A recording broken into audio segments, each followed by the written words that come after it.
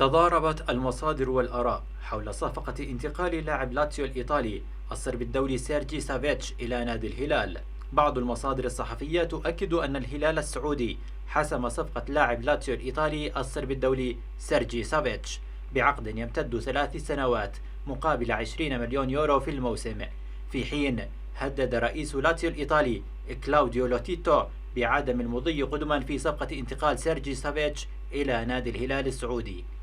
وأكد بأنه لم يحصل على عرض رسمي ويجب أن يتم الاتفاق قبل سفر اللاعب إلى المعسكر الخاص بالنادي. ذكرت تقارير صحفية أن البرتغالي كريستيانو رونالدو قائد النصر السعودي يحاول إقناع مواطنه أوتوفايو لاعب بورتو بالانتقال إلى النصر للعب معا في صفوف العالم خلال الموسم الجديد. وبحسب صحيفة أوبولا فإن رونالدو اتصل بزميله في المنتخب البرتغالي ليتحدث معه عن مشروع الفريق السعودي، في الوقت الذي تشير فيه تقارير إلى أن النصر عرض بالفعل على أوتوفايو راتبا صافيا قدره 13 مليونا ونصف يورو سنويا،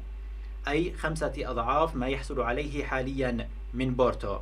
وتكشفت في الساعات الأخيرة تفاصيل العرض المقدم من إدارة نادي الاتحاد السعودي لضم الفرنسي بول بوجبا لاعب وسط يوفنتوس الإيطالي، وكانت تقارير صحفية ذكرت أن بوجبا قد يغادر يوفنتوس في الصيف الحالي بعدما قدم له الاتحاد عرضا مغريا للتعاقد معه. وأكد موقع الصحفي الإيطالي دي ماريزيو أن بوجبا قد سافر إلى المملكة العربية السعودية لأسباب شخصية الأسبوع الماضي، لكنه تلقى كذلك عرضا من الاتحاد.